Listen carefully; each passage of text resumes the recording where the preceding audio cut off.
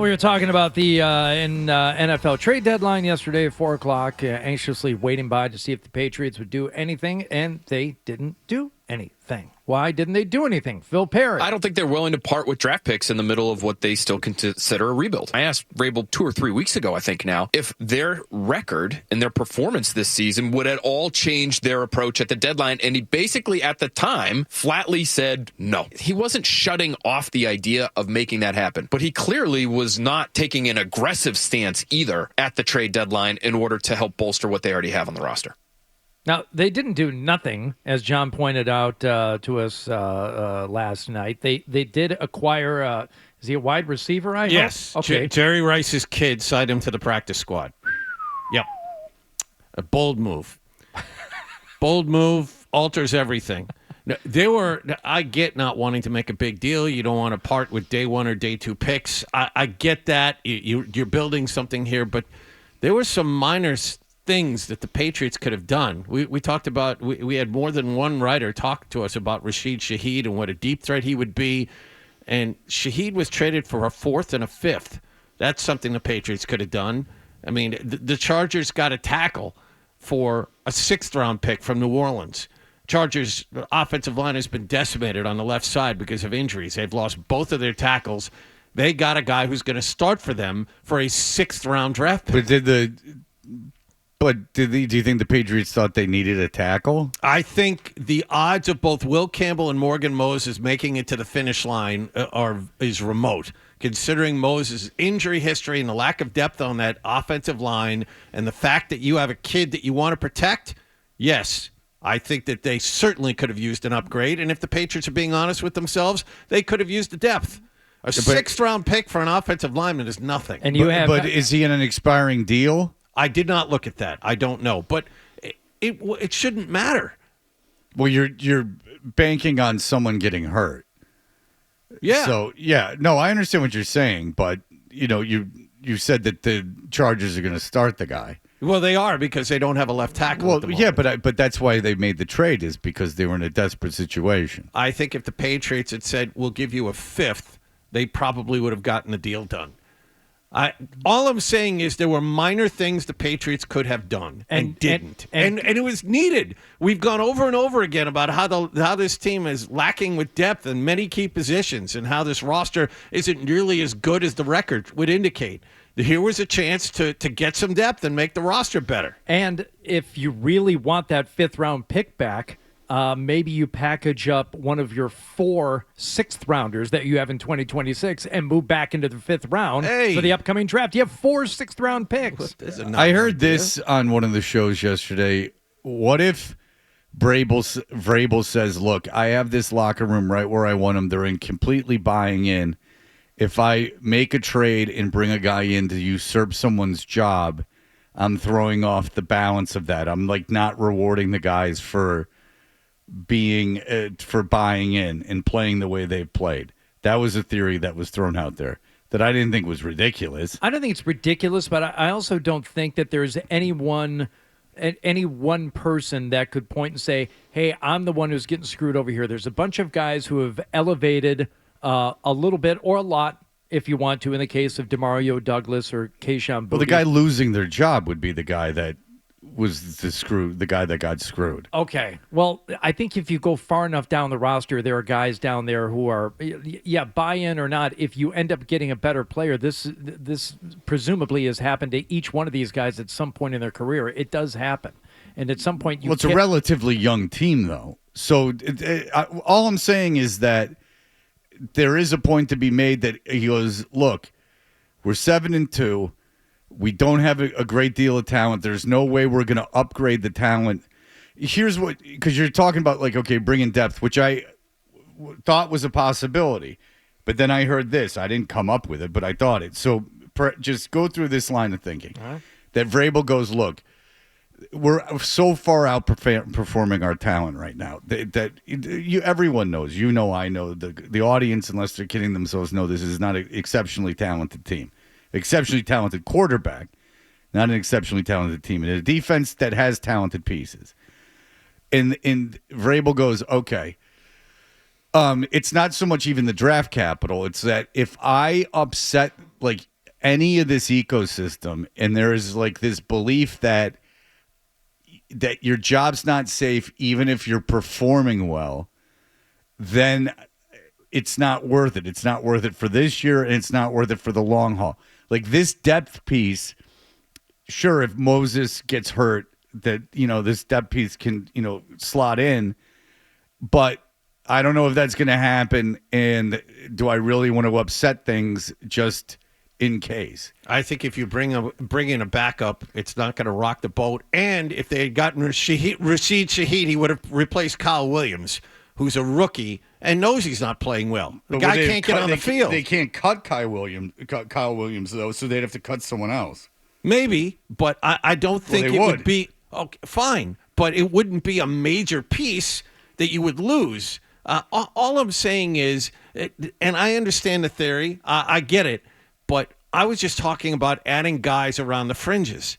And I don't think that would rock the boat significantly to the point where you'd have to worry that your locker room would be worse off than it was before. But why take the chance if it's not going to really improve the team? Well, you're trying to win. And you're trying to add some depth, and look, if you operate under that, and I'm not saying it's useless or that it wasn't considered, but if you use that as one of your main decision touchstones, right? What is this going to do to the locker room? How's this going to affect the guys and their work ethic? Then you can't reasonably make any trade other than to get rid of a guy who is a locker room problem. But there's guys you can claim. It's not like, if you need depth, if you're just trading for depth pieces, just because the trade deadline's over, there's not guys you can claim.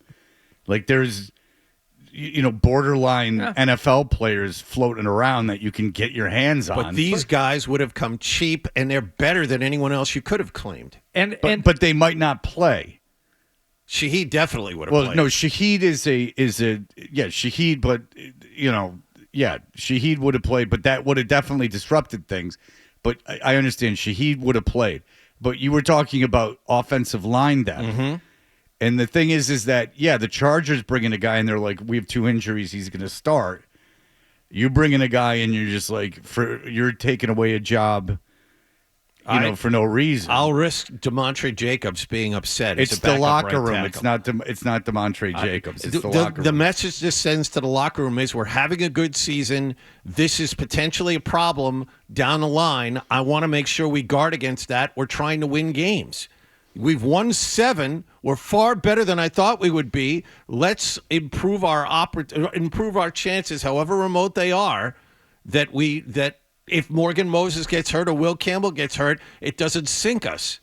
I think the message is a positive one if you bring in a guy think like John that. could be a football coach with a speech like that. Thank you. Yeah, just tell him that. And this all could be for nothing anyway. As valid as it is, and it's a worthwhile opinion, everyone seems to think it's just about wanting the draft picks, saving the capital for the actual money for contracts down the road, and B, like Phil Perry said, like Greg Bedard is about to say, it's about those draft picks and them not wanting to get rid of them. The guys who are making the decisions, and I'm sure you're going to say, put the Crafts in there. But, Vrabel, Cowden, Stryker, these guys, they came in with a plan. Like, you can't build a sustainable winner until you turn the tide. You have to completely flip that. And how do you do that? You keep your draft picks. You get a lot of draft picks. So saving all 4 of those 6th rounders. No, that doesn't make any sense. No, that's not the argument. Nope. That I thought was. That wasn't the one I was pointing to. There were arguments to be made, and Fred, the one you proposed makes a lot more sense. That's just the one I heard that I was like, oh, that's like something I didn't think about. I like yours better than that one. No, hanging on to it 7,000 6th-round picks doesn't make any sense to me. The money with the players that departed. What was the last week? Keon White. Yeah. And Kyle Duggar, right? Yep. Didn't you think they were like kind of positioning themselves to be in a spot where they could bring on some money? But I also thought they were getting rid of players that they didn't feel fit the program and maybe they had an issue with. Well, that was Duggar from the start. Duggar they certainly had an issue with, and I think that was addition by subtraction. And that, look, we can get as soon as we can get anything for these guys, we're going to get rid of them. But I did think I didn't think one was because of the other, but I certainly didn't think that at the end of the trade deadline they would have turned out to be quote unquote sellers. I mean, that's a little bit of a misnomer, but they traded two guys and they didn't bring in anyone. Right. But look, and did I think they would get depth pieces? Yes, but the only explanation that I've heard that made any sense to me, and I'm not even really arguing for it, it just made sense to me. Because, again, I thought, why not get depth? Was like, why upset the apple cart? That makes a lot more sense to me than we're hanging on to 6th-round picks that their chances of, say, like if you have like 4, whatever it is, 4, 3, 4, 6th-round picks, the chances of hitting on half of those is 0, especially on this roster where you're not just like looking for bodies. Now, I know that you have guys on this team that are like 1-year rentals that you brought in free agency and stuff like that. But still, 4 6th-round picks aren't making this team. No, I don't buy that. The thing I would use to answer it is what John said, is to, we didn't want to upset the apple cart. I would paraphrase John and say, well, don't worry, this apple cart will be upset if we just get one more injury at not even, I'm not talking about Drake May. It could be just a guard. It could be one of your tackles, a defensive lineman. Defensive lineman. The apple cart will be upset by that, and that's what we're trying to guard. Andrew Callahan sat here yesterday and said if they lose one edge rusher, they're screwed. Right. And he's right. But other than the early trade with the Miami edge rusher, I don't know if there was any edge rushers that you really wanted. And again, just it's not like you can't pick up someone if someone gets hurt. Now, you're not going to pick up, a great player, but you can pick up a body if someone gets hurt. And look, you could have gotten a receiver, but then the argument about getting Shaheed is that now you have Booty, Douglas, and Diggs all playing well. Do I want to and May's having a historic season. Now I'm just doing this in my own head. Do I want to bring another guy in and go and get that rotation out of whack? Because May couldn't be playing better. I know he fumbled and threw that interception, but let's just go with the fumble. But like statistically, he really is having a historic year in a lot of categories. Do I want to mess with that? I just think they're playing with house money right now, and maybe that's the theory, is that why upset this? Everything seems to be going really well. We've established ourselves as a playoff team. How much do we want to screw around with this? You can never have too many deep threats on a team. We don't know how Booty's hamstring is. I mean, maybe this is a sign that Booty's. Maybe this is a sign that Booty's. Maybe they do. Have you ever thought about that, John? Well, anyway, if you're playing with house money, then you spend it. You double down, man. You go get it. You just said you were playing with house money. I agree. All right, Vegas. Captain Vegas. I used the wrong term. Well, your metaphors stunk. Well, I accept stunk that. like a hot garbage. And I accept that. I'm not going to sit here and let it go. I won't take your gaslighting. All right. Look, what do I care? I'm defending the Patriots, and if you don't like that, then fine. I have other issues that I was at the end of all this. Yesterday. Please, no, I don't care. I don't. But if I did, this is the argument I would use. It was the only look. It was an argument that I heard that made a little bit of sense. All right. I certainly don't think that I don't buy that they're preciously hanging on to 6th-round picks. That I don't believe. So, if you're asking me what I believe, I'm just making the argument for something I didn't even come up with, but it sounded more reasonable than we're hoarding 6th-round picks. For all the latest from the Sports Hub, download the app at 985thesportshub.com.